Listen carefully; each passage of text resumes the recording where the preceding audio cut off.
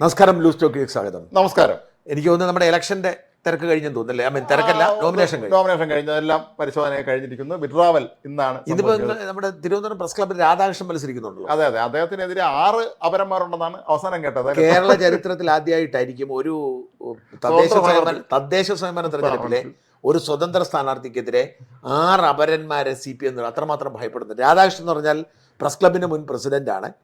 അദ്ദേഹം CPM കാരനാണ്, ജനിച്ചാൽ CPM കാരനാണ്. പക്ഷേ ഇക്കുറി അദ്ദേഹം ബദലായിട്ട് മത്സരിക്കുന്നു. ആ സ്വതന്ത്ര മത്സരം അദ്ദേഹം നേരത്തെ തന്നെ ആ രംഗത്തിറങ്ങിയിരുന്നു. അതിശക്തമായ ഇടപെടൽ നടത്തി. CPM പേടി. അദ്ദേഹത്തിന് നോമിനേഷൻ കൊടുക്കാൻ പോയപ്പോൾ മരിച്ചിട്ട് തല്ലി. എന്നിട്ടിപ്പോൾ അപരന്മാരെ നിർത്തിയിരിക്കുക. വഞ്ചൂർ ബാബു അല്ല, അത് നേർ സ്ഥാനാർത്ഥി ഇവരല്ല, വേറെ ആളുകളാണ്.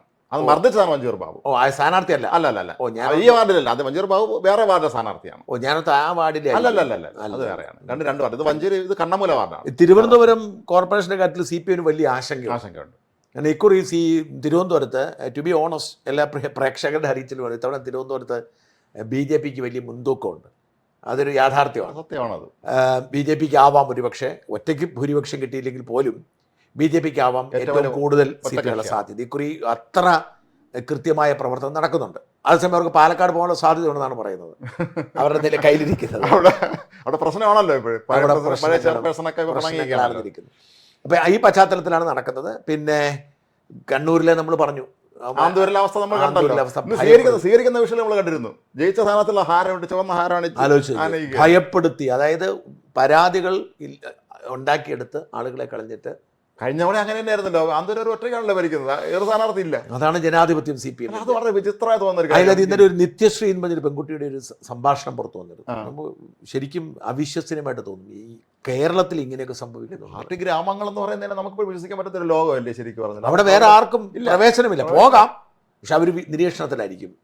കറക്റ്റ്. അത് എൻ്റെ ഒരു സുഹൃത്തിലേക്ക് പറഞ്ഞിട്ടുണ്ട്. അയാളുടെ അതൊരു സുഹൃത്ത് ഗൾഫിൽ നിന്ന് എന്തോ സമ്മാനം കൊടുത്തേച്ച് വീട്ടുകാർ കൊടുക്കാൻ വേണ്ടി. ഇയാൾ തെക്കൻ ജില്ലക്കാരനാണ്. ഇയാൾ അറിയാൻ പാടില്ലാതെ ഇയാൾ ചെന്നൊരു പാർട്ടി ഗ്രാമത്തിലാണ് കയറിയത്. ഇയാൾ നടന്നു പോകുമ്പോൾ കടവരാൻ തരുന്ന ഒരാളുള്ള പുറകെ നടന്നു വരുന്നത്. കുറച്ച് കഴിഞ്ഞപ്പോൾ ഒരാൾക്കൂട്ടം പുറകെ എന്നായി. ഇയാളാകെ വരേണ്ടത് എന്താ സംഭവം എന്നുള്ളത്. അപ്പോൾ ആരാണ് എന്താണ് ആ വീട്ടിൽ കൊണ്ടുചെന്ന് ഇയാൾ അതൊക്കെ അവർ ചെയ്യും. ഉത്തരവാദിത്തം. അപ്പോൾ ഈ കേരളത്തിൽ നടക്കുന്നു എന്ന് വളരെ അത്ഭുതകരമായി. 25 കൊല്ലം മുമ്പ് നമ്മുടെ PT ചാക്കോ, ഉമ്മൻചാണ്ടിയുടെ പ്രസ് സെക്രട്ടറി ആയിരുന്നു PT ചാക്കോ, ദീപയിലായിരുന്നപ്പം കണ്ണൂരിലെ പാർട്ടി ഗ്രാമങ്ങളിൽ പല ആളുകൾ പോയി അവിടുത്തെ ഗ്രാമങ്ങളിലെ അവസ്ഥയെക്കുറിച്ച് വലിയൊരു റിപ്പോർട്ട് ദീപിയെ ചെയ്തു. നല്ല മനോഹരമായ പരമ്പരയായിരുന്നു. അതുകൊണ്ട് പുസ്തകമൊക്കെ ആയെന്ന് തോന്നുന്നു. അതാണ് CPMന്റെ അവസ്ഥ. പിന്നെ മറ്റൊന്നുള്ളത്, നമ്മുടെ ഇസ്രായേൽ വീണ്ടും അവരുടെ കയ്യിലിരിപ്പ് നല്ല പണിയും കൊടുത്തു. ഇസ്രായേലിന്റെ കാര്യത്തിൽ രാജ്മോഹൻ, അവരെ സംബന്ധിച്ചിടത്തോളം അവർ വിട്ടുവീഴ്ചയ്ക്ക് ഒരുക്കമല്ല. എന്ത് ചർച്ചയുണ്ടെങ്കിലും വിട്ടുവീഴ്ചയ്ക്ക് ഒരുക്കമല്ല.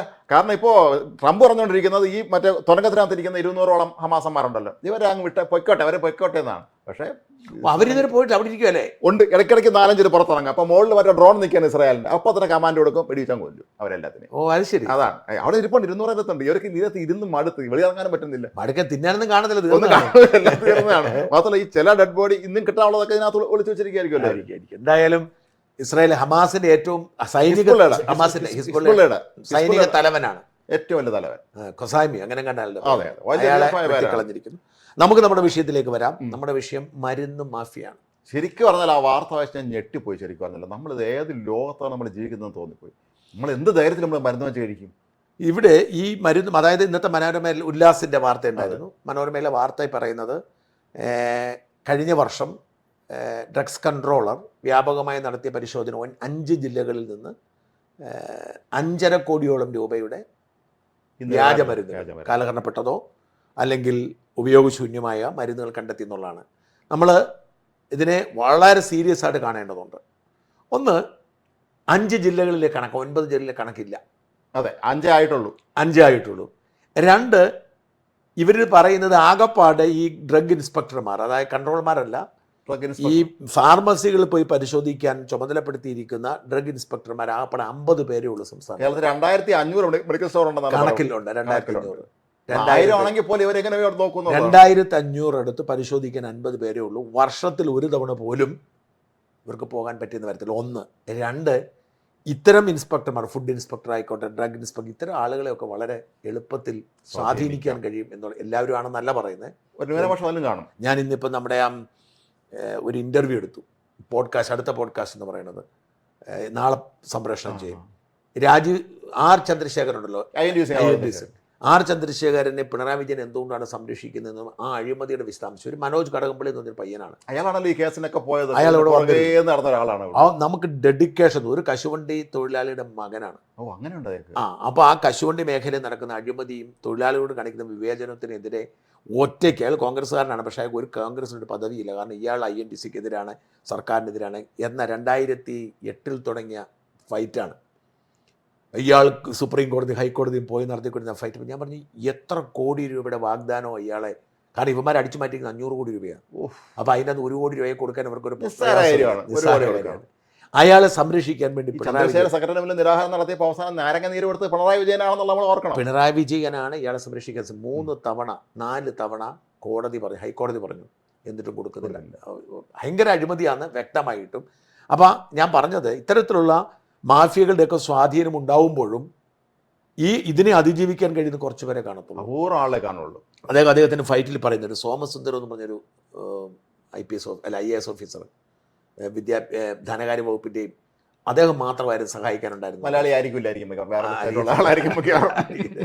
അറിയില്ല, എന്തായാലും നന്നായി സഹായിക്കും. അപ്പോൾ ഇവർ ആ പരിശോധനയിൽ കണ്ടെത്തിയിരിക്കുന്നത് 5.5 കോടി രൂപ വില മതിക്കുന്ന ഡ്രഗാണ്, വ്യാജ ഡ്രഗ്. 5 ജില്ല മാത്രമാകുമ്പോൾ 5 ജില്ലകൾ. അപ്പോൾ അപ്പോൾ ഇതിൻ്റെ നമ്മൾ മനസ്സിലാക്കേണ്ടത് കേരളത്തിൽ അങ്ങോളം ഇങ്ങോളമായി ഇങ്ങനെ ഇവർ വിറ്റഴിച്ചുകൊണ്ടിരിക്കുന്ന, ഫാർമസികൾ വിറ്റഴിച്ചുകൊണ്ടിരിക്കുന്ന മരുന്നുകൾ എത്രയോ വ്യാജമായിരിക്കും, എത്രയോ വ്യാജ മരുന്നുകളായിരിക്കും നമ്മൾ കഴിക്കുന്നത്. അതാണ് ആദ്യത്തെ ചോദ്യം. ഏറ്റവും ഭീകരമായ അവസ്ഥയാണ്. അതായത് നമ്മളുടെ ഒരു രോഗം ബാധിച്ചിട്ടാണ് നമ്മൾ മരുന്ന് കഴിക്കുന്നത്. അപ്പോൾ നമ്മൾ ആ മരുന്ന് കഴിക്കുമ്പോൾ ഓർക്കുന്നു ഈ മരുന്ന് കഴിച്ച് നമ്മുടെ രോഗം മാറുമെന്ന്. ഇത് പക്ഷേ രോഗം ഉണ്ടാക്കി കൊടുക്കുന്ന തരത്തിലുള്ള കാലഹരണപ്പെട്ടതും വ്യാജമായ മരുന്നാണെന്നാണ് ആദ്യത്തെ ഒരു അറിയാം. 2, അതാണ് ഒന്നാമത്തെ അറിയ. അപ്പം ഇതിനപ്പുറത്തേക്ക് അപ്പോൾ ഇത് പിടിക്കപ്പെടാതെ പോകുന്നു, പിടിക്കപ്പെടാതെ പോകുന്നു, നമ്മുടെ ജീവൻ പ്രശ്നമാണത്. ഇനി ഇതിനോടൊപ്പം തന്നെ പ്രധാനപ്പെട്ട ഒരു സംഗതി എന്ന് പറയുന്നത് മരുന്നിൻ്റെ ഉപയോഗം തന്നെ. ഞാൻ പറഞ്ഞത് ഈ കെമിക്കലാണ് ഈ മരുന്നെന്ന് പറയുന്നത്. നമ്മുടെ ശരീരത്തിലേക്ക് നമ്മൾ കഴിക്കുന്ന ഭക്ഷണം പോലും നമുക്ക് കുഴപ്പമാണ്.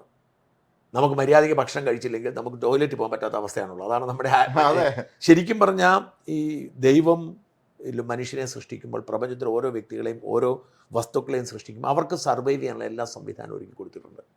അപ്പോൾ നമുക്ക് ഒരു വേണ്ടാത്തത് ശരീരത്തിലേക്ക് സ്വീകരിച്ച് അവൻ അപ്പം തള്ളിക്കളയും. അതുകൊണ്ടാണല്ലോ നമുക്ക് രുചി വ്യത്യാസം ഉണ്ടാകുന്നതും, ഛർദ്ദിക്കുന്നതും, വയറിളക്കം വരുന്നതും, പനി വരുന്നതും. പനിയൊക്കെ വാസ്തവത്തിൽ ഒരു രോഗത്തിൻ്റെ ലക്ഷണം മാത്രമാണ്. അപ്പോൾ അത്തരമൊരു സാഹചര്യമാണ് നമുക്കുള്ളത്. അവിടേക്ക് നമ്മൾ ഇത് മരുന്ന് മാറ്റാനാണെന്ന് പറഞ്ഞ് ശരീരത്തിലേക്ക് എക്സ്റ്റേണലായിട്ട് കയറ്റുന്ന ഈ സാധനം ഒരു പരിധി വരെ നമ്മുടെ ശരീരത്തിൻ്റെ അവസ്ഥയെ കളയും. ഇതുകൊണ്ട് തന്നെ മരുന്നെന്ന് പറയുന്ന സാധനം വളരെ വളരെ അത്യാവശ്യമില്ലെങ്കിൽ ഉപയോഗിക്കാതിരിക്കണം. നമ്മുടെ നാട്ടിൽ പല ആളുകൾക്ക് ഒരു പ്രശ്നമുണ്ട്. നിസ്സാര രോഗം വന്നാൽ ഓടിച്ചെന്ന് മെഡിക്കൽ സ്റ്റോറിൽ ചെന്ന് ഡോക്ടറെ കാണില്ല വാങ്ങിച്ചാൽ കഴിയും. അതിൻ്റെ കാരണം എന്താണെന്നറിയോ? ഞാൻ ഈ പറഞ്ഞ ഈ ഡോക്ടർമാർക്ക് കിട്ടുന്ന ഒരു വലിയ, എനിക്ക് ഡോക്ടർമാരുടെ ബഹുമാനമാണ്, ഡോക്ടർമാർക്ക് കിട്ടുന്ന വലിയൊരു ഇമ്പോർട്ടൻസ് ഉണ്ട്, ഒരു പ്രോമിനൻസ് ഉണ്ട് ഈ കമ്മ്യൂണിറ്റിയിൽ. അവർ 5 കൊല്ലം MBBS പഠിച്ച് പിന്നെ 2 കൊല്ലം PG ചെയ്തിട്ട് 2-3 കൊല്ലം PG ചെയ്തിട്ടാണ് പഠിപ്പിക്കുന്നത്. അപ്പോൾ ഇവരൊക്കെ ഇപ്പോൾ സോഷ്യൽ മീഡിയയുടെ കാലത്ത് വലിയ വിദഗ്ധന്മാർ. അപ്പോൾ ഇത്തരത്തിൽ ഇവർക്ക് കിട്ടുന്ന ബഹുമാനമുണ്ട്. ആ ബഹുമാനത്തിൻ്റെ തുടർച്ചയായി ഇവർക്ക് ഈ ബിസിനസ് മുമ്പോട്ട് പോകണമെങ്കിൽ ഈ മരുന്ന് കച്ചവടവും പരിശോധന കച്ചവടവും ഒപ്പം തന്നെ ആശുപത്രി ബില്ലുകളും സർജറിയും നടക്കണം. ഓരോ വർഷവും മരുന്ന് കമ്പനിക്കാർ ഡോക്ടർമാരെ സ്പോൺസർ ചെയ്ത് എന്തെല്ലാം സമ്മാനങ്ങൾ, വിലപ്പെട്ട കാർ കൊടുക്കുന്നു, വിദേശയാത്ര കൊടുക്കുന്നു, എന്തെല്ലാം. അല്ല, അതുണ്ട്. അത് വലിയ കാര്യമേ അല്ല. കാരണം ഈ ഡോക്ടർമാരുടെ ഡോക്ടർമാരുടെ സമ്മേളനങ്ങൾ മുഴുവൻ സ്പോൺസർ ചെയ്യുന്നത് ഈ ഫാർമസി മാഫിയാണ്. അത് പോട്ടെ, അതൊക്കെ ചെറിയ ചെറിയ ചില്ലറകൾ മാത്രമല്ല. ഈ മരുന്ന് കമ്പനി, നമ്മൾ ഏത് ആശുപത്രി ചെന്നാലും ഈ മെഡിക്കൽ റെപ്രസെൻറ്റേറ്റീവ് ഇങ്ങനെ കുത്തിയിരിക്കുന്നതാണ് ആവശ്യം. അവരെഴുതി കൊടുക്കുന്ന മരുന്നാണ് കഴിക്കുന്നത്, നമ്മളെ മേടിപ്പിക്കുന്നത്. അത് അവരുടെ കിട്ടുന്നതനുസരിച്ചിട്ടാണ്. അത് പോട്ടെ, അതിനൊക്കെ അപ്പുറത്തേക്കുള്ള വലിയൊരു മാഫിയകൾ. അപ്പം ഈ മാഫിയകൾ എല്ലാ ബിസിനസ്സും ഇൻഡസ്ട്രി ഉണ്ട്. ഞാൻ ഏതൊരു സിനിമയിൽ കണ്ടിട്ടുണ്ടായിരുന്നു, മറ്റേ ഏതൊരു നാഷണൽ ഹൈവേയിൽ ടയർ പഞ്ചറാക്കാനായിട്ട് ആണി വലിച്ചെറിയും. പഴയൊരു സിനിമയാണ്, പണ്ടൊരു സിനിമയാണ്. മറവിൽ തിരുവ് സൂക്ഷിക്കുക. മറ്റേ അള്ളു വെക്കും, ജീപ്പെല്ലാം വന്ന് കയറുമ്പോൾ അവിടെ തന്നെ വന്ന് ശരിയാക്കി കൊടുക്കുന്നത്. ഇത്തരത്തിലുള്ള ഒരു കച്ചവട സംവിധാനം നമ്മുടെ നാട്ടിലുണ്ട്. അപ്പം നമ്മളിതിൻ്റെ കണക്കുകൾ, അതായത് മനുഷ്യൻ്റെ ജീവനാണ് എന്നൊന്ന് പരിശോധിക്കാതുള്ള സംവിധാനം. ഇപ്പം ഞാൻ യൂറോപ്പിൽ ജീവിച്ച ആളാണ്.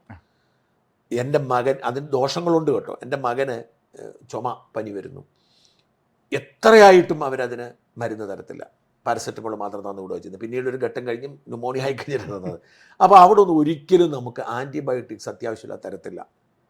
ഒരിക്കലും തരത്തില്ല. പക്ഷെ നമ്മുടെ ഇവിടെ പനി വന്നാൽ ആൻറ്റിബയോട്ടിക്സ്, കയ്യിലൊരു മുറിവുണ്ടായ ആൻറ്റിബയോട്ടിക്സ്. അപ്പം ഇത്തരത്തിൽ നമ്മളെ കൊണ്ട് അനാവശ്യമായി മരുന്ന് കഴിപ്പിക്കുന്നത് അന്നേരം ഇപ്പം നമുക്ക് കുഴപ്പമൊന്നും ഉണ്ടാകത്തില്ല. പക്ഷേ ഈ മരുന്നുകൾ ലോങ് ടേമിൽ നമുക്ക് കുഴപ്പമായി തരും. ഈ ആന്റിബയോട്ടിക്കുകൾ പലപ്പോഴും വിദേശികൾ ഇവിടെ വന്നാൽ അസുഖം വന്നാൽ ഡോക്ടർ പറഞ്ഞവർ കഴിക്കില്ല, അവർ നിരസിക്കും. അത് വളരെ വളരെ സങ്കടകരമായിട്ട് മരുന്ന് വിൽപ്പന വലുതാക്കാൻ, രോഗം വലുതാക്കാൻ ഇവിടെ വലിയൊരു ഗൂഢാലോചന നടക്കുന്നു. കൂടുതൽ മരുന്ന് എഴുതണം നല്ല ഡോക്ടറാണ് എന്നുള്ളൊരു ചിന്ത നാട്ടുകാർക്കുണ്ട്. അല്ല, ഈ നമ്മുടെ അജി പുതിയാപറമ്പിൽ നിന്ന് അച്ഛൻ പേര് അച്ഛനായിരുന്നു ഈ സ്റ്റുഡിയോ വഞ്ചരിക്കാൻ ഈ സ്റ്റുഡിയോ വഞ്ചരിക്കാൻ വന്ന അച്ഛൻ. ഈ അച്ഛന് എനിക്കൊന്ന് 2018 വെള്ളപ്പൊക്ക സമയത്ത് ഹെൽപ്പ് ചെയ്യാൻ പോയപ്പോൾ ഒരു ആക്സിഡൻറ്റ് ഉണ്ടായി. ഈ ആക്സിഡൻറ്റ് ഈ വെള്ളപ്പൊക്കത്തിൻ്റെ സമയത്ത് നമ്മുടെ സഹായിക്കാൻ പോയി ആക്സിഡൻ്റ് ആയിട്ട് ആ മുറിവ് മാറ്റാൻ വേണ്ടി കൊടുത്ത മരുന്ന് അച്ഛനെ ഒരു പ്രമേഹ രോഗിയാക്കി. ഇപ്പോൾ ദിവസം 50 യൂണിറ്റ് എങ്ങാണ്ട് ഇൻസുലിൻ കുത്തിവെക്കേണ്ട അവസ്ഥയാണ് അച്ഛൻ്റെ. അത് ചെറുപ്പക്കാരൻ, ഒരു 30-32 വയസ്സ് മാത്രമേ ഉള്ളൂ. ഇങ്ങനെ ഇപ്പം അതിനേക്കാൾ പ്രധാനപ്പെട്ട കാര്യം നമ്മുടെ മുൻ മന്ത്രിയും ഇപ്പോഴത്തെ MP രാധാകൃഷ്ണനെ ഞാൻ ട്രെയിനിൽ വെച്ച് പരിചയപ്പെട്ടാലും അന്ന് രാധാകൃഷ്ണൻ പറഞ്ഞല്ലോ. രാധാകൃഷ്ണൻ പൂർണ്ണ ആരോഗ്യമാണ്. കാരണം തോട്ടം തൊഴിലാളിയുടെ മകനാണ്. അദ്ദേഹം കഷ്ടപ്പെട്ട് ജീവിച്ച ആളാണ്, അധ്വാനിക്കുന്ന ആൾ. അങ്ങേർക്ക് ആക്സിഡന്റ് ഉണ്ടായപ്പോൾ മരുന്ന് കുത്തിവെച്ച് ഉണ്ടായത്. അപ്പോഴാണ് ഈ പ്രമേഹം പിടിച്ചത്. ഇന്ന് ഭീകരമായ പ്രമേഹത്തിന് അടിമയാണ്. അപ്പോൾ അതുകൊണ്ട് നമ്മൾ ചർച്ച ചെയ്യാതെ പോകുന്നൊരു വസ്തുത എന്നാന്ന് വെച്ച് കഴിഞ്ഞാൽ ഈ മരുന്നുകൾക്കെല്ലാം പാർശ്വഫലങ്ങളുണ്ട്. അപ്പോൾ മരുന്ന് അതുകൊണ്ട് വേണ്ടേ? ഇപ്പം ഞാൻ പറയുന്ന മാതിരി ഈ മോഡേൺ മെഡിസിൻ മോശമാണ്, പ്രകൃതി ചികിത്സ മതി, അല്ലെങ്കിൽ ഹോമിയോ മതി, മറ്റേത് മതി, അങ്ങനൊരു വാശി എനിക്കില്ല. ഞാൻ കാണുന്നത് ഹോളിസ്റ്റിക് ആയിട്ട് അപ്രോച്ചാണ്. ഞാൻ പറഞ്ഞത് നിങ്ങൾക്ക് ഇപ്പോൾ ഒരു ഓപ്പറേഷൻ വേണമെങ്കിൽ ഈ മോഡേൺ ആശുപത്രി പോയിട്ടേ കാര്യമുള്ളൂ. നിങ്ങൾ ആയുർവേദത്തിൽ പോയിട്ട് ഇത് ചെയ്യാൻ പറ്റില്ല. അതേസമയം നിങ്ങളുടെ ശരീരത്തെ ഒരു യന്ത്രമായി കരുതി ആ യന്ത്രത്തിൻ്റെ സുഗമമായ പ്രവർത്തനത്തിന് തടസ്സം നിൽക്കുന്ന ചെറിയ അസുഖങ്ങൾ, ഉദാഹരണത്തിന് ഈ ജീവിതശൈലി രോഗങ്ങൾ, ഇപ്പോൾ പ്രമേഹം, പ്രഷർ, കൊളസ്ട്രോൾ. ഇപ്പം ഞാൻ ആളുകൾ മറന്നു പോകുന്നതിൻ്റെ സംഗതി എന്താണെന്ന് വെച്ചാൽ കൊളസ്ട്രോളിന് മരുന്ന് കഴിച്ചു തുടങ്ങുന്നവർക്കെല്ലാം പിന്നീട് പ്രമേഹം വരും, ഡയബറ്റീസ് ആവും, മറ്റൊരു സൈഡ് എഫക്റ്റ് വരും. ഈ സൈഡ് എഫക്റ്റ്. അപ്പോൾ എൻ്റെ ഒരു 10-15 കൊല്ലം മുമ്പ്, 15-18 കൊല്ലം മുമ്പ് എന്നോട് പറഞ്ഞ കൊളസ്ട്രോളിന് മരുന്ന് കഴിച്ചു തുടങ്ങണമെന്ന്. ഡോക്ടറെ പോയി കാണുമ്പോൾ കൊളസ്ട്രോൾ ബോർഡർ കിടന്നിരിക്കുന്നു, മരുന്ന് കഴിച്ചു തുടങ്ങണം. ഞാൻ കഴിഞ്ഞവർക്ക് പെട്ടെന്ന് എഴുതി തന്നിട്ട് പോകും. ഞാൻ എന്താ ചെയ്തത്? ഞാൻ അങ്ങനെയാണ് സ്ഥലം മേടിക്കുന്നത്. ഞാനൊരു 1/2 ഏക്കർ സ്ഥലം പാട്ടത്തിന് കിട്ടുമെന്ന് തപ്പി നടന്നു തിരുവനന്തപുരത്ത്, കൃഷി ചെയ്യാൻ വേണ്ടിയിട്ട്. കാരണം നമുക്കറിയാവുന്ന പണി അതാണല്ലോ. അങ്ങനെ ഞാൻ കുറച്ച് സ്ഥലം മേടിച്ചു, ഞാൻ കൃഷിപ്പണി തുടങ്ങി. വൈകുന്നേരം ഞാൻ അവിടെ കൃഷി ചെയ്യും, ഞാൻ വേർക്കും. അപ്പോൾ എക്സസൈസ്, കാരണം ഞാൻ അതിന് ശേഷം ആദ്യം ചെയ്തത് എന്താണെന്ന് വെച്ചാൽ ജിമ്മിൽ പോകാൻ തുടങ്ങി. പക്ഷേ എനിക്ക് മനസ്സിലായി നമുക്ക് പറ്റിയ പണിയല്ല. ഞാൻ ജിമ്മിൽ ചെല്ലുമ്പോൾ ആ ജിമ്മുകാരൻ എന്നെ ഒരു 15 സ്റ്റെപ്പ് ചാടിച്ച് കയറ്റിക്കും. കോപ്പ് അവിടെ മണ്ട ചെന്ന് താഴെങ്കിലും നമ്മുടെ ഒരു ദിവസം പോകും. അപ്പോൾ ജിം ഉപേക്ഷിച്ചിട്ടാണ് ഞാൻ കൃഷി തുടങ്ങിയത്. ഒരു എക്സസൈസും ചെയ്യേണ്ട കാര്യമില്ല, കൃഷിപ്പണി. ഇപ്പം ആകപ്പാടെ എനിക്ക് അസ്വസ്ഥയുള്ളത് പറമ്പിൽ ഇറങ്ങാത്തപ്പോഴാണ്. ഇന്നിപ്പോൾ പോകാൻ പറ്റത്തില്ല, വൈകി പറമ്പിൽ ഇറങ്ങാൻ കഴിയാത്തപ്പോൾ മാത്രമേ ഇപ്പം നേരത്തെ രാത്രിയാവും. 6:30 ആകുമ്പോൾ ശരിക്കും രാത്രി 6 വരെ പണിയാൻ പറ്റും, വേണേൽ 6:30 വരെ, മഴയുമാണ്. അപ്പോൾ ഇങ്ങനെ നമ്മൾ നമ്മുടെ ജീവിതശൈലി രോഗങ്ങളെ നമ്മുടേതായ രീതിയിൽ തടയാൻ ശ്രമിക്കുകയാണ് വേണ്ടത്. നമുക്ക് കൊളസ്ട്രോൾ ആണെങ്കിലും പ്രമേഹമാണെങ്കിലും വേണ്ട. ഈ പ്രകൃതി ചികിത്സ ആളുകൾ കളിയാക്കുന്നു. പക്ഷേ ഒരു ജാസ്മിൻ ഷാ, ജാസ്മിൻ ഷാ ഞാൻ ഒരിക്കൽ കണ്ടപ്പോഴത്തേക്കും ജാസ്മിൻ ഷാ തല കറങ്ങി വീണു, ആശുപത്രിയിലായിരുന്നു. ഞാൻ ചെന്നൈ പറ്റി ആശുപത്രിയിലായിരുന്നു. എന്ത് പറ്റി? പ്രമേഹമാണ്, ഭയങ്കര പ്രമേഹമാണ്. അപ്പോൾ അളവ് കേട്ട് ഞാൻ എനിക്കറിയാം എന്തോ ഭയങ്കര ഭയപ്പെടും. ഞാൻ ജാസ്മിനെ, നിങ്ങൾ തട്ടിപ്പോവും, ഉറപ്പായിട്ട് നിങ്ങൾക്ക് പ്രമേഹം പ്രഷർ എല്ലാം ഉണ്ട്, നിങ്ങൾ തട്ടിപ്പോവും. നിങ്ങളുടെ മുമ്പിലുള്ള വഴി എന്ന് പറയുന്നത് ശരി. ഞാൻ പിടിച്ചുപിടിയാൻ വേണ്ടി അയാളെ തിരൂരം കണ്ടൊരു നമ്മുടെ കോട്ടക്കൽ അവരോട് ചേർന്ന് പ്രകൃതി അങ്ങനെ എന്തൊരു ആശുപത്രിയിൽ എന്തായാലും പോയി. ഏതാണ്ട് 1 മാസം അയാൾ ചികിത്സ എടുത്തു. അയാളുടെ എല്ലാം നോർമലായി. മരുന്ന് കഴിച്ചുകൊണ്ടിരുന്ന ആളാണ് കോട്ടക്കൽ ചികിത്സയിൽ. ഞാൻ തൃശ്ശൂർ ജോലി ചെയ്യുന്ന സമയത്ത് അവിടെ ഒരിക്കലും ഒരു സെമിനാറിന് പോയപ്പോൾ 6-ാം തമ്പുരാനെന്ന് കേട്ടോണ്ടോ, പൂമുള്ളി മനയിൽ 6-ാം തമ്പുരാൻ. അദ്ദേഹം വലിയ അറിവുള്ള ആളാണ്. അദ്ദേഹം പ്രസംഗിക്കാൻ വന്നിരുന്നത്. അദ്ദേഹം പറഞ്ഞൊരു കാര്യം എന്നെ ഇപ്പോഴും അത്ഭുതപ്പെടുന്നതാണ്. അദ്ദേഹം പറഞ്ഞു, ആയുർവേദത്തിൽ ലോകത്ത് ഇനി ഉണ്ടായിട്ടുള്ള നാളെ ഉണ്ടാവാൻ സാധ്യതയുള്ള എല്ലാ രോഗത്തിനും ചികിത്സയുണ്ട്. പക്ഷേ ഈ മരുന്ന് ചേർക്കാനുള്ള ഇൻഗ്രീഡിയൻസ് പലതും കിട്ടുന്നില്ല, അതാണ് പ്രശ്നം. അദ്ദേഹം പറഞ്ഞു, ഈ കാട്ടുമുളക് എന്നൊരു ഒരു സാധനമുണ്ട്, അത് പലയിടത്തും ഇല്ല. അതുകൊണ്ട് പലരും പച്ചമുളക് എടുത്ത് അരച്ച് ചേർക്കുന്ന തമാശയായിട്ട് പറഞ്ഞു. അദ്ദേഹം പറഞ്ഞത് എല്ലാ ഇൻഗ്രീഡിയൻസും ഉണ്ടെങ്കിൽ ഒരു പ്രശ്നവുമില്ല, നമുക്ക് ആയുർവേദത്തിൽ നമുക്ക് എന്തും ചികിത്സിച്ച് ഭേദമാക്കാം. അല്ല രാജ്മോഹൻ, ഞാൻ പറഞ്ഞത് ഒരെണ്ണം മാത്രം വേണമെന്ന് വിശ്വസിക്കുന്ന എല്ലാം ചെയ്യാം, ഹോളിസ്റ്റിക് എല്ലാം ചെയ്യാം. എന്നാൽ മോഡേൺ മെഡിസിൻ കാര്യത്തിനെ അംഗീകരിക്കുന്നില്ല. അവർ പരിഹസിക്കുന്നു, ചീത്ത വിളിക്കുന്നു, വെല്ലുവിളിക്കുന്നു. സത്യം പറഞ്ഞാൽ ഈ പ്രകൃതി ചികിത്സക്കാരോടും ഹോമിയോക്കാരോടും ഒക്കെ ഇവർ കാട്ടിക്കൂട്ടുന്ന ഒരു അന്യായം ഉണ്ടല്ലോ. എന്നിട്ട് ഇവർ ഭയങ്കര ബുദ്ധിജീവി. നമ്മുടെ റിജുവും സംഘവും നമ്മുടെ രവിചന്ദ്രൻ അവരുടെ ഏറ്റവും വലിയ ഏക എതിർപ്പ് എനിക്ക് ഇതിനോട്. അവർ ശാസ്ത്രീയം എന്ന് പറഞ്ഞിട്ട് ഇതിനെതിരെ രംഗത്തെത്തും. അപ്പോൾ ഇത്തരത്തിൽ ഈ ശാസ്ത്രവാദം കൊണ്ട് നമ്മൾ വാസ്തവത്തിൽ ഒരു പരിധി വരെ മരണത്തിന് കീഴടങ്ങും. നമ്മുടെ പിതാമഹന്മാർ ഉപയോഗിച്ചിരുന്നതൊക്കെയാണ് അന്ന്. എന്നാണ് ഈ മോഡേൺ മെഡിസിൻ കണ്ടുപിടിക്കുന്നത്? അതാണ് എത്ര വർഷമായി. പക്ഷേ ഇത് ഈ കേരളത്തിൻ്റെ, നമ്മളിപ്പം സമയം പോയിരിക്കുന്നു, അതുകൊണ്ട് ഞാൻ വേഗത്തെ ആക്കുകയാണ്. നമ്മുടെ കേരളത്തിൻ്റെ ഇപ്പോഴത്തെ ഏറ്റവും വലിയ പ്രതിസന്ധി എന്ന് പറയുന്നത്, ഇവിടെ വിദ്യാഭ്യാസം കൂടി, മനുഷ്യൻ്റെ കയ്യിൽ പണമുണ്ട്, പ്രവാസി പണമുണ്ട്, പിന്നെ ഇതൊരു ഒരു സ്റ്റേറ്റാണ്, ഉപഭോക്തൃ സ്റ്റേറ്റാണ്. മറ്റു സ്റ്റേറ്റ് പോലെ കഷ്ടപ്പെട്ട് ജീവിക്കുന്ന ഒരു നാടല്ല. അല്ലാതെ കയ്യിൽ കാശുണ്ട്, അതുകൊണ്ട് തന്നെ ആരും ഉൽപ്പാദനം നടത്തും. എൻ്റെ ഞാൻ പറഞ്ഞ തമിഴ്നാട്ടിലാണ്, വേറെ സ്റ്റേറ്റിൽ ആളുകൾ കഷ്ടപ്പെട്ട് ഫാക്ടറി പണിയെടുത്തും പറമ്പിൽ പണിയെടുത്തും. ഇവിടെ അങ്ങനൊന്നും വേണ്ട, എല്ലാവരുടെയും കയ്യിൽ ഇല്ലെങ്കിൽ സർക്കാർ നമുക്ക് കിറ്റും തരും, മറ്റേ ആനുകൂല്യം. അപ്പോൾ ആ അന്തരീക്ഷത്തിലെ നമുക്കാണ് ഏറ്റവും കൂടുതൽ ഈ രോഗാതുരമായ ഒരു സൊസൈറ്റിയാണ് നമ്മുടേത്. മാനസികവും ശാരീരികവുമായ രോഗം നമുക്ക് ഭയങ്കരമായിട്ട് കൂടുതലാണ്, ഇന്ത്യയിൽ തന്നെ ഏറ്റവും കൂടുതൽ. അതുകൊണ്ടാണ് ഇന്ത്യയിൽ മറ്റൊരിടത്തും ഇല്ലാത്ത വിധം കേരളത്തിലാകപ്പെടെ 3.5 കോടി ജനങ്ങളേ ഉള്ളൂ. ഉത്തർപ്രദേശ് 22 കോടി ജനങ്ങളുണ്ട്. പക്ഷെ ഉത്തർപ്രദേശിലുള്ളതിൻ്റെ എത്രയോ ഇരട്ടി പഞ്ചനക്ഷത്ര ആശുപത്രികൾ കേരളത്തിലുണ്ട്. ഇപ്പം മഹാരാഷ്ട്രയിലൊക്കെ എൻ്റെ ചേട്ടൻ റെഡ് ക്രോസിൻ്റെ ആണല്ലോ, റെഡ് ക്രോസിൻ്റെ പേരിൽ അദ്ദേഹത്തിൻ്റെ ഒരു HIV റീഹാബിലിറ്റേഷൻ സെൻ്ററാണ്. കൂടാതെ വായി എന്ന് പറഞ്ഞ സിറ്റിലൊരു മൾട്ടി കോർ ഹോസ്പിറ്റലിന് വരുന്ന മൾട്ടി സ്പെഷ്യാലിറ്റി ഹോസ്പിറ്റൽ. എല്ലാ ഈ മറ്റേ ഈ വലിയ സ്കാനോട് എന്തുകൊണ്ട് CT സ്കാൻ MRI ഒക്കെ ഉള്ള ഒരു ഹോസ്പിറ്റൽ തുടങ്ങി. ഒരാളും തിരിഞ്ഞു നോക്കുന്നില്ല. കാരണം അവിടെ ആളുകൾക്ക് അത്ര വലിയ ഹോസ്പിറ്റൽ അവിടെ ആരും പോകത്തില്ല. അവിടെയൊക്കെ ചെറിയ ഡോക്ടർ ബേസ്ഡ് ആയിട്ടുള്ള കൊച്ചു ഹോസ്പിറ്റലിൽ മാത്രമേ ആളുകൾ പോകത്തുള്ളൂ. അതാണ് അവിടുത്തെ ഒരു കൾച്ചർ. നമ്മുടെ പണ്ടത്തെ നാട്ടിൻപുറത്തില്ലായിരുന്നോ? അതേപോലത്തെ വലിയ മൾട്ടി സ്പെഷ്യാലിറ്റി ഹോസ്പിറ്റൽ തുടങ്ങി. എല്ലാ ഫെസിലിറ്റിയും നമ്മളെ മനുഷ്യനെ കടത്തുന്ന സ്കാനർ ഏതാണ്? MRI ആണോ? CT അകത്തോട്ട് കയറ്റി. ഞാനും അതിലെ കൂടെ ഒന്ന് കിടന്നതാണ്. എൻ്റെ ഈ മറ്റേ ഇടിയുടെ വല്ലതും ഉണ്ടോന്ന് അറിയാൻ വേണ്ടിയിട്ട് CT കൂടെ ഒന്ന് കയറ്റി വിട്ടു. നമ്മളെങ്ങനെ കയറ്റി അങ്ങ് വിടും. മൊത്തം എക്സ്റേ എടുക്കുന്ന സാധനമാണ്. ഇവിടെ ഒന്നും ആരുമില്ലെന്ന്. കാരണം അതേസമയം ഇവിടെയോ തിരുവല്ലയുടെ വിളിക്കുന്ന എങ്ങനെയാണെന്നറിയോ? ആരോഗ്യ നഗരം എന്നാണ്. ഞാൻ അന്വേഷിച്ചു എന്താണ് ഈ ആരോഗ്യ നഗരം. അവിടെ ഉള്ള ഒത്തിരി ആശുപത്രി. തിരുവല്ല എന്ന് പറഞ്ഞാൽ പത്തനംതിട്ട തലസ്ഥാനം പോലും അല്ല, ആരോഗ്യ നഗരം എന്നാണ് അതിൻ്റെ പേര്. തിരുവനന്തപുരത്തേക്ക് നിങ്ങൾ ഇങ്ങോട്ട് തിരിഞ്ഞു നോക്കൂ. നിങ്ങൾ ഇവിടുന്ന് ഹൈവേയിലോട്ട് കയറി തന്നെ എത്ര ഹോസ്പിറ്റലാണ്, വലിയ ഹോസ്പിറ്റലാണ്, എല്ലാം 5 സ്റ്റാർ ഹോസ്പിറ്റലാണ്. തിരുവനന്തപുരത്തെ, എറണാകുളത്തെ, കോട്ടയത്തെ, ഇനി അതൊന്നും വേണ്ട, പോകുന്ന വഴിക്കൊക്കെ ഹോസ്പിറ്റലായി പോകും. കേരളത്തിലുള്ളത്രയും 5 സ്റ്റാർ ഹോസ്പിറ്റലുകൾ ഇന്ത്യയിൽ മറ്റൊരു സ്റ്റേറ്റിലുമില്ല. ഇപ്പോൾ നമ്മൾ എയിംസ് പോലെ വലിയ ഹോസ്പിറ്റലുകളുണ്ട്, അല്ലെങ്കിൽ അപ്പോളോ പോലെ ഹോസ്പിറ്റലുണ്ടെന്ന് പറയുമ്പോഴും ഈ സ്വകാര്യ 5 സ്റ്റാർ ഹോസ്പിറ്റലുകളിൽ കേരളത്തിലുള്ള പോലെ മറ്റൊരിടത്തില്ല. എങ്ങനെയാണ് കേരളത്തിൽ ഇത്രയധികം രോഗികൾ വരുന്നത്? അത് ചോദ്യമല്ല. ഞാൻ പറഞ്ഞ ഇത്രയും ജനങ്ങളേ ഉള്ളൂ, എങ്ങനെ ഇത്രയധികം രോഗികൾ? അതായത് നമ്മുടെ ജീവിത രീതി, നമ്മുടെ ഭക്ഷണ രീതി മരുന്ന് കഴിപ്പിച്ച് നമ്മൾ രോഗികളാക്കുവാണ്. എല്ലാവരും ആശുപത്രിയിൽ ഓടി ചെല്ലും, അവർ മരുന്ന് തരും, മരുന്ന് കഴിച്ച് നമ്മൾ രോഗികളാവുകയാണ്. അനാവശ്യം മരുന്ന് കഴിക്കുന്നതാണ് കേരളത്തിലെ രോഗാവസ്ഥയുടെ ഏറ്റവും പ്രധാന. ഹോസ്പിറ്റലിൽ നമ്മൾ അപ്പോഴേ പിടിച്ചാൽ കിടത്തയാണ്, നിങ്ങൾ അഡ്മിറ്റ് ചെയ്തിരിക്കുന്നതാണ് പറയുന്നത്. രണ്ടാമതൊരാളോട് കൺസൾട്ട് ചെയ്യുന്ന രീതി പോലും ഇല്ല. സെക്കൻഡറി ഓപ്ഷൻ ഇല്ല. ആ ഡോക്ടർ ജോജോയുമായി ബന്ധപ്പെട്ട വിഷയത്തിലെ ഇന്നിപ്പോൾ ഞാൻ പരിശോധിച്ച് കണ്ടെത്തിയ ഒരു കാര്യം എന്താണെന്ന് വെച്ചാൽ, അന്ന് ജോജോ പറഞ്ഞിരുന്ന കാര്യം, അയാൾ കള്ളനാട്ടോ. ശരിക്കും ഞാൻ ഈ കാര്യത്തിൽ പറയുകയാണ്, അയാൾ വെറും നുണയനോടാണ്. അയാൾ എനിക്കെതിരെ കൊണ്ട് കള്ളക്കേസ് കൊടുത്തു. ഡോക്ടർ ജോജോ പറഞ്ഞൊരു കാര്യം, എൻ്റെ കിട്ടിയ രേഖമനുസരിച്ച് ഞാൻ എടുത്തു. അതും തെറ്റാണ്. ഞാൻ ആ മെഡിക്കൽ എത്തിക്സിൻ്റെ ബുക്ക് വായിച്ചു, ഡേവിഡ്സൻ്റെ ബുക്കുണ്ട്. ആ പുസ്തകത്തിൻ്റെ അകത്ത് 23-ാമത്തെ അധ്യായത്തിൽ കൃത്യമായി പറയുന്നുണ്ട്, ഒരു ടെസ്റ്റും വിശ്വസിക്കരുത്, ഫാൾസ് പോസിറ്റീവ് ഫാൾസ് നെഗറ്റീവ് ആവാം, ഹസാഡസാണ്. അപ്പോൾ എന്ത് ചെയ്യേണ്ടതെന്ന് വെച്ച് കഴിഞ്ഞാൽ വീണ്ടും പരിശോധിക്കേണ്ട സാഹചര്യമുണ്ട്. അപ്പോഴാണ് ആദ്യത്തെ ടെസ്റ്റ് കണ്ട് രണ്ടാമത്തെ ടെസ്റ്റിന് കൊടുത്തെന്ന് അറിഞ്ഞിട്ടും അത് നോക്കാതെ, അതിൻ്റെ റിസൾട്ട് വന്നിട്ടും അത് നോക്കാതെ, ആദ്യത്തെ ഇതിൽ ഒരാളുടെ സ്ഥലം മുറിച്ചിട്ട് ഞാൻ 17-ാം തീയതി ഇത്ര ദീർഘമായ സമയം 4 ദിവസം ഉണ്ടായിട്ട് സ്ഥലം മുറിച്ചിട്ട് ഞാൻ ഇത്തരത്തിൽ കാശുണ്ടാക്കുക എന്ന ലക്ഷ്യത്തോടു കൂടി പ്രവർത്തിക്കുന്ന ജോജോ വി ജോസഫ്മാരാണ് നമ്മുടെ കേരളത്തിലെ മെഡിക്കൽ മാഫിയയെ കൺട്രോൾ ചെയ്യുന്നത്. അവരെന്നിട്ട് സോഷ്യൽ മീഡിയയിൽ പോയിട്ട് ഭയങ്കര മറ്റുള്ളവരെല്ലാം ചീത്ത വിളിക്കും, അവർ ഭയങ്കര. പക്ഷേ അവരാണ് യഥാർത്ഥത്തിൽ നമ്മുടെ നാട് നേരിടുന്ന പ്രതിസന്ധി.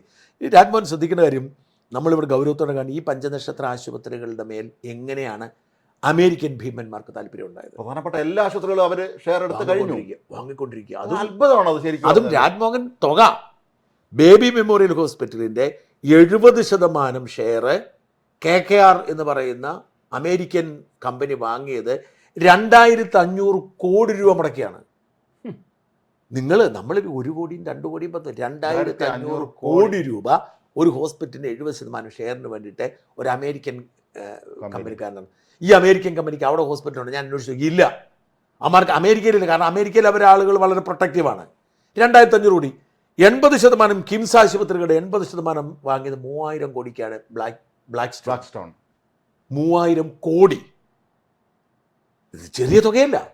ഇങ്ങനെ നമ്മൾ അറിഞ്ഞും അറിയാതെയുമായി ലോകത്തിൻ്റെ നാനാഭാഗത്തുള്ള അമേരിക്ക അടക്കമുള്ള രാജ്യങ്ങളിലെ ഭീമന്മാർ കേരളത്തിൽ വന്ന് സ്വകാര്യ ആശുപത്രികൾ സ്വന്തമാക്കിക്കൊണ്ടിരിക്കുകയാണ്. നമ്മുടെ തൊടുപുഴയിലൊക്കെ പോലും വലിയ മൾട്ടി സ്പെഷ്യാലിറ്റി ആശുപത്രികൾ ഹോസ്പിറ്റൽ വന്നുകൊണ്ടുപോവാണ്. ഈ ആസ്റ്റർ എന്ന് പറയുന്ന ഹോസ്പിറ്റൽ ശൃംഖല മൂപ്പൻ്റെ ഹോസ്പിറ്റലാണ്. ഡോക്ടർ ആസാദ് മൂപ്പൻ്റെ ഈ ഹോസ്പിറ്റൽ ശൃംഖല അതിൻ്റെ വളർച്ചയെന്ന് പറഞ്ഞാൽ നിസ്സാരമല്ല. എല്ലായിടത്തും അവർ ബ്ലാക്ക് സ്റ്റോണുമായിട്ട് സെറ്റപ്പായിട്ട് ആസ്റ്ററിൻ്റെ അതേ ബ്രാൻഡാണ് ഉപയോഗിക്കുന്നത്. ബ്ലാക്ക് സ്റ്റോണിൻ്റെ അല്ല, ആസ്റ്ററിൻ്റെ അതേ ബ്രാൻഡിൽ ഇന്ത്യയിലെ ഏറ്റവും വലിയ സ്വകാര്യ ആശുപത്രി ശൃംഖലയായി മാറാൻ പോവുകയാണ്. അപ്പോൾ അതിൻ്റെ തുക എത്രയാണെന്ന് ഇപ്പോഴും വ്യക്തമാകത്തില്ല അവരായിട്ടുള്ള ധാരണയുടെ. കിംസ് 3000 കോടിക്കും ബേബി മെമ്മർ 2500 കോടിക്കുവാണെങ്കിൽ എത്ര കോടിയുടെ ആയിരിക്കും കച്ചവടം നടന്നിരിക്കുന്നത്.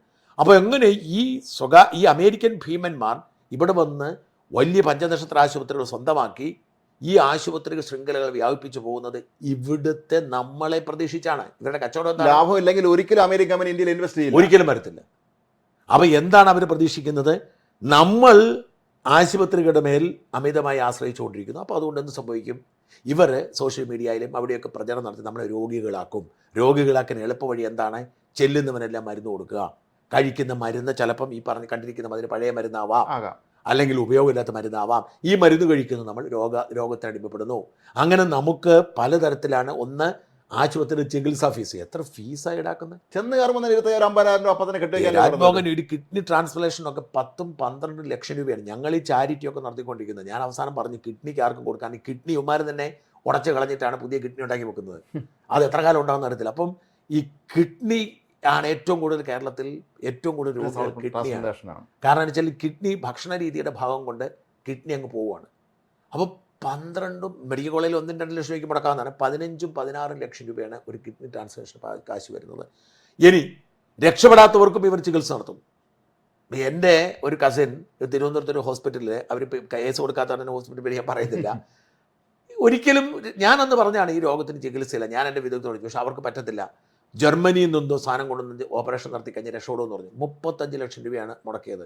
35 ലക്ഷം രൂപ ഓപ്പറേഷൻ നടത്തി. സക്സസ്, ബട്ട് രോഗി ഡെത്ത് എന്ന് പറയാറുണ്ടല്ലോ. ഓപ്പറേഷൻ രോഗി മരിച്ചു, പേഷ്യൻ്റ് 3-ാം ദിവസം മരിച്ചു. 35 ലക്ഷം രൂപ. അപ്പോൾ ഈ മെഷീൻ അവരവിടെ നിന്ന് ഇറക്കുമതി ചെയ്ത് ഈ സാധനം ഫിറ്റ് ചെയ്ത് സാധനം എന്ത് ചെയ്യും? അതെന്തായാലും ഇവർ അഴിച്ചെടുക്കുമല്ലോ. അതെ, അല്ലാതെ അതുകൊണ്ട് പരീക്ഷ നടത്താനും പറ്റി, രോഗിയുടെ ശരീരം പരീക്ഷ നടക്കാനും പറ്റി. 35 ലക്ഷം രൂപയാണ് ആ ഒരു ഓപ്പറേഷൻ. അത് മരിച്ചുപോയി 3-ാം ദിവസം.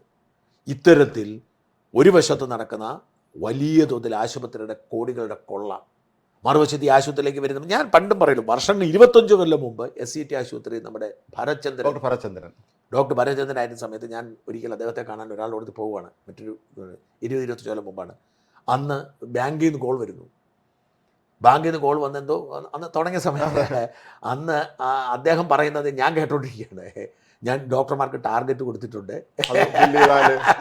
സത്യമാണല്ലോ അത്. ഈ ടാർഗറ്റ് കൊടുത്ത് ഡോക്ടർമാർക്ക് ടാർഗറ്റ് കൊടുത്ത് അവർ ഇൻകം ഉണ്ടാക്കുവാണ്.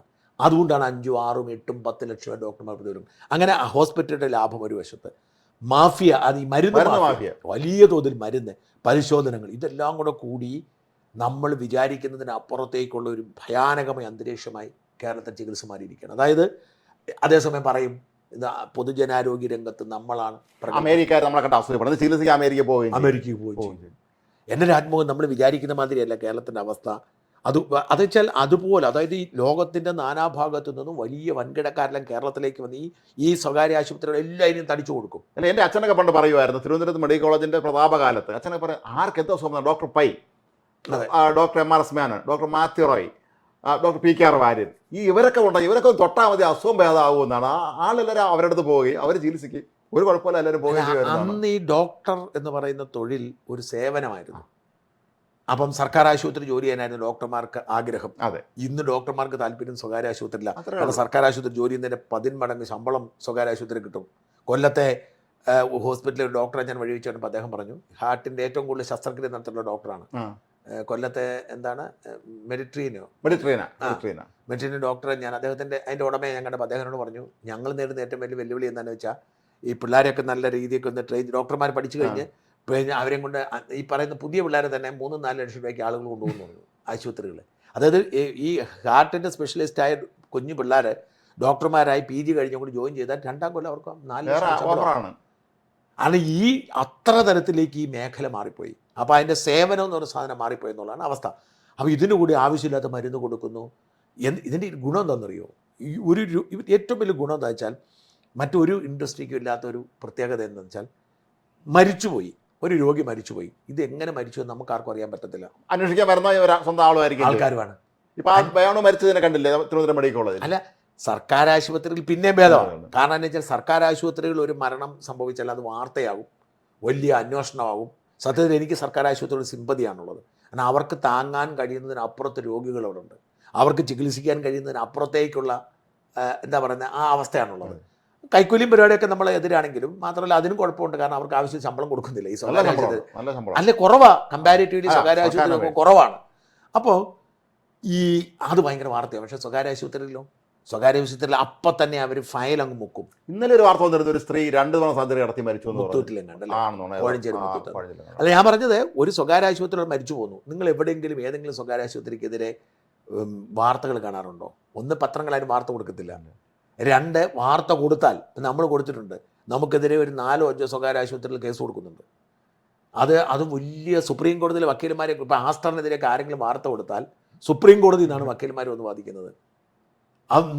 സാധാരണക്കാരൻ താങ്ങി നിൽക്കാൻ പറ്റത്തില്ല. ഫേസ്ബുക്ക് പോസ്റ്റ് ഇട്ടാൽ മതി, അവൻ്റെ മേൽ കേസായിരിക്കും. അത്തരത്തിൽ ഇവരുടെ ഒരു പിടിമുറുക്ക് ഒരു വശത്ത് നടക്കുന്നുണ്ട്. മറുവശത്ത് ഈ പറയുന്ന ഈ മരുന്ന് മാഫിയ ഒരു തരത്തിലും കണ്ടെത്താൻ കഴിയത്തില്ല. കാരണം IMAയുടെ അംഗങ്ങളാണ് എല്ലാ ഡോക്ടർമാരും, എക്സ്പേർട്ടുകളാണ് ഇതിൽ തീരുമാനം പറയുന്നത്. ഒരു ആശുപത്രി മരിച്ചു എന്ന് പറയുന്നു, ഒരു രോഗി മരിച്ചു, ഡോക്ടർ വീഴ്ച കൊണ്ടാണെന്ന് ഒരു ഡോക്ടർക്ക് സാക്ഷ്യപ്പെടുത്താൻ പറ്റൂ, അല്ലാതെ കോടതി സമ്മതിക്കത്തില്ല. Expert opinion. ഈ ഡോക്ടർ ആരാണ്? IMA അംഗമാണ്. ഒരിക്കലും അവർക്കെതിരെ പറയത്തില്ല, ആശുപത്രിക്കെതിരെ പറയത്തില്ല. അതുകൊണ്ട് അവർക്ക് ആരെയും കൊല്ലാം. ആ സമയത്ത് തന്നെ ഇതിനകത്ത് ഈ വീഴ്ച ഉണ്ടാവില്ല, ആ സമയത്ത് തന്നെ ഫയലിൽ അങ്ങ് മാറ്റും, പുതിയ ഫയൽ വരും കംപ്ലീറ്റ്. ഇതിനകത്ത് ഒരുപാട് പ്രൊസീജിയർ മിസ്റ്റേക്കാണ്. ഈ പ്രൊസീജിയർ മിസ്റ്റേക്കെല്ലാം തിരുത്തിയിട്ട് ഒരാൾക്കും കേസ് കൊടുത്ത് വിജയിക്കാൻ പറ്റില്ല. വളരെ അപൂർവം. ഞാൻ പറഞ്ഞു, കോട്ടയത്ത് അഡ്വക്കേറ്റ് TN രാജേഷ് എന്നൊരു വക്കീലുണ്ട്. അദ്ദേഹത്തിൻ്റെ ഭാര്യ മരിച്ചു, ലക്ഷ്മി. അത് മറ്റേ അവിടുത്തെ മൈത്രേയ എന്ന് പറഞ്ഞ ഒരു യശ്പാൽ ജോൺസൺ എന്തൊരു യശ്വന്ത് ജോൺസൺ അങ്ങനെ ഡോക്ടർ, ആ പുള്ളിയുടെ വീഴ്ച കൊണ്ടായിരുന്നു. പുള്ളി വക്കീലായിരുന്നതുകൊണ്ട്, പുള്ളി വളരെ ബുദ്ധിപരമായി നീങ്ങിയതുകൊണ്ട് കുറച്ച് നീങ്ങി, എന്നിട്ട് ഒന്നും ആയിട്ടില്ല. ഇപ്പോൾ ഇവിടുത്തേത് നമ്മൾ പറയുന്ന മറ്റേ ഡോക്ടർ ജോജോയുടെ പക്ഷെ ഒന്നും ഉറപ്പെത്തത്തില്ല. ഇതൊക്കെ കേസിൻ്റെ അടുത്ത സ്റ്റേജ് എത്തുമ്പോൾ എക്സ്പെർട്ട് ഒപ്പീനിയൻ വേണം. ഈ കേസിൽ നമ്മുടെ ഞാൻ ഈ പറഞ്ഞ ഡോക്ടർ അഡ്വക്കേറ്റ് രാജേഷിൻ്റെ കേസിലെ ഒരു സാക്ഷി, പുള്ളി ഒരു സാക്ഷി പറയാൻ ഒരു ഡോക്ടറെ കിട്ടുന്നില്ല. സ്വാഭാവികം. അവസാനം നമ്മുടെ കൂടി സഹായത്തോടു കൂടി മഹാരാഷ്ട്രയിൽ നിന്ന് ഞാനൊരു എക്സ്പെർട്ടിനെ കൊണ്ട് കൊടുത്തു. മഹാരാഷ്ട്രയിൽ നിന്ന് കോടതി ഡീറ്റെയിൽസ് വരുമല്ലോ.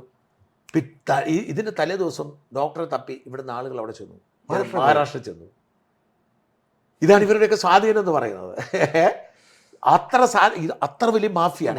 നമ്മൾ മരിച്ചു പോലും ബോഡി വിട്ടു പറയുന്നില്ല, കാശ് കൊടുക്കുക. അത് മാത്രമല്ല, കാശ് കൊടുക്കാതെ ബോഡി കൊടുക്കത്തില്ല. അപ്പം ഞാൻ പറഞ്ഞ ഈ പറയുന്ന ഇൻഡസ്ട്രി യാതൊരു എത്തിക്സ്. അതേസമയം അമേരിക്കയിലാണ് ഇൻഷുറൻസ് കമ്പനികളുണ്ട്, ഏത് വിഷയം ഉണ്ടായാലും നമുക്ക് സ്യൂ ചെയ്ത് കിട്ടും.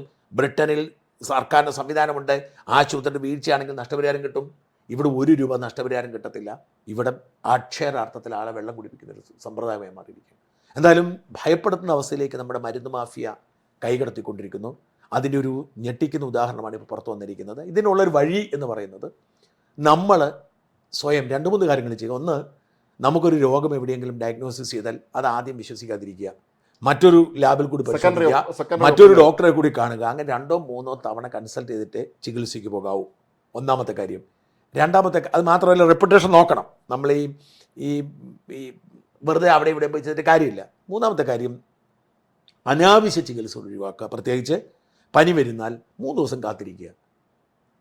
ഞാൻ പനി വന്ന 3 ദിവസം, അത് മാത്രമല്ല ആയുർവേദത്തിൻ്റെ മരുന്ന് അല്ലെ ഹോമിയോയുടെ ഗുളികയൊക്കെയാണ് ഇത്തരം ചെറിയ രോഗങ്ങൾക്ക് നല്ലത്. ഈ പനി പ്രകൃതി ചികിത്സക്കാർ പറഞ്ഞ പനി എന്ന് പറയുന്നൊരു രോഗലക്ഷണമാണ്. അതുകൊണ്ട് അത് ചികിത്സിച്ച് മാറ്റരുതെന്ന് പറഞ്ഞത്. മാറ്റിയാൽ ആ രോഗം അതാണ് അവർ പറയുന്നത്. അതുകൊണ്ട് ജീവിതശൈലി രോഗങ്ങൾക്ക് അതുപോലെ തന്നെ നമ്മൾ തീർച്ചയായും ശ്രദ്ധയോടെ അതായത് നമ്മുടെ എക്സസൈസുകളും നമ്മുടെ ഭക്ഷണ രീതികളും മാറ്റിയൊക്കെ നമുക്ക് ചെയ്യാൻ പറ്റും. ഭക്ഷണ രീതിയിൽ ഇപ്പോൾ നമ്മൾ പലപ്പോഴും സോഷ്യൽ മീഡിയയിൽ കാണുന്ന ഒരു കാര്യം, ചില ചെറുപ്പക്കാർ വിളിച്ച് പറഞ്ഞിട്ടുണ്ട്, ഞാൻ രാത്രി 2 മണിക്ക് ഇന്ന ഹോട്ടലിൽ പോയി പൊറോട്ടയും പോത്തും കഴിച്ചു എന്നൊക്കെ പറയുന്നുണ്ട്. സമയം തെറ്റി ഭക്ഷണം കഴിക്കും. അടിസ്ഥാനപരമായ ഒരു കാര്യം, 3-4 കാര്യങ്ങൾ നമ്മുടെ ജീവിതത്തിൽ ശ്രദ്ധിക്കേണ്ടത്. ഒന്ന്, രാവിലെ വൈകുന്നേരം 6 മണിക്ക് മുമ്പ്, ഏറിയാൽ 7 മണിക്ക് മുമ്പ് ഭക്ഷണം കഴിക്കണം. അത് കഴിഞ്ഞ പിന്നെ കഴിക്കരുത്. ഏറ്റവും പ്രധാനപ്പെട്ട കാര്യം, പ്രിയപ്പെട്ട പ്രേക്ഷകരെ, അവർ ഡോക്ടർമാർ പറഞ്ഞു തരത്തില്ല, പക്ഷെ പറയാം, 6 മണിക്ക് മുമ്പ് കഴിക്കുന്നതാണ് നല്ലത്. 7 മണിയായാലും കുഴപ്പമില്ല. പറ്റുമെങ്കിൽ 50 വയസ്സ് കഴിഞ്ഞവരോട് എനിക്ക് പറയാനുള്ളത് 40 ദിവസം 2 നേരം കഴിക്കുക. ബ്രേക്ക്ഫാസ്റ്റ് കഴിക്കുക, രാവിലെ 10 മണിക്കോ 9 മണിക്കോ എപ്പോഴാണെങ്കിൽ അപ്പം കഴിക്കുക. വൈകുന്നേരം 6 മണിക്കോ കഴിയും. 2 നേരം ആക്കുക. കുറച്ച് ഫ്രൂട്ട്സ് എല്ലാ ദിവസവും ചെറിയ കഴിക്കാൻ നോക്കി. രാത്രി കിടക്കാൻ നേരത്ത് വിശപ്പാണ്, ചില ഫ്രൂട്ട്സ് കഴിച്ചാൽ മതി. അല്ലെങ്കിൽ ഉച്ചയ്ക്ക് വിശപ്പാണ്, ചില ഫ്രൂട്ട്സ് കഴിച്ചാൽ മതി. അങ്ങനെ ഭക്ഷണത്തിൽ മിതത്വം പാലിക്കുക. പ്രത്യേകിച്ച് 40-45 വയസ്സ് കഴിഞ്ഞാൽ. 2, ഈ പറയുന്ന ചെറിയ രോഗങ്ങൾക്കൊന്നും പോയി ആശുപത്രിയിൽ പോയി മരുന്ന് മേടിച്ച് കഴിക്കാതിരിക്കുക. വളരെ അത്യാവശ്യമുള്ള സാധനങ്ങൾ മാത്രം, ചെറിയ രോഗങ്ങൾ, തന്നെ ഹീൽ ചെയ്യാൻ പറ്റുന്ന രോഗങ്ങൾ തന്നെ ഹീൽ ചെയ്യാൻ വിട്ടുകൊടുക്കുക. ഇത്തരം കാര്യങ്ങൾ പ്രത്യേകം ശ്രദ്ധിക്കുക. അതുപോലെ ഈ പാർശ്വഫലമില്ല, ഹോമിയോ മരുന്നിനൊന്നും ആയുർവേദത്തിനും പാർശ്വഫലമില്ല, പരീക്ഷിക്കാവുന്നു. വലിയ രോഗങ്ങൾക്ക് പക്ഷേ മോഡേൺ മെഡിസിൻ തന്നെ വേണം. അത് നമ്മൾ ഈ പ്രകൃതി ചികിത്സയും ആയുർവേദം നടത്തിയിട്ട് വലിയ മഹാരോഗങ്ങൾ വന്നിട്ട് രോഗം മാറുമെന്ന് ഓർത്തിട്ട് കാര്യമില്ല. അങ്ങനെ നമ്മൾ ജാഗ്രത പാലിച്ച്, നമ്മൾ ശ്രദ്ധിച്ച് നമ്മുടെ ജീവിതത്തിൽ അച്ചടക്കം ഉണ്ടാക്കിയില്ലെങ്കിൽ ഭയങ്കര ഈ മരുന്ന് മാഫിയ എന്ന് പറയുന്നത് ഭയാനകമാണ്. മരുന്ന് മാഫിയയും ഈ പഞ്ചനക്ഷത്ര ഹോസ്പിറ്റൽ മാഫിയ അങ്ങോട്ട് ഒരുമിച്ച് ചേരുന്നതോടുകൂടി കേരളം വല്ലാത്തൊരു മരണക്കിടക്കയിലാണ്. നമ്മൾ ശ്രദ്ധിച്ചാൽ നമുക്ക് കൊള്ളാം. നന്ദി.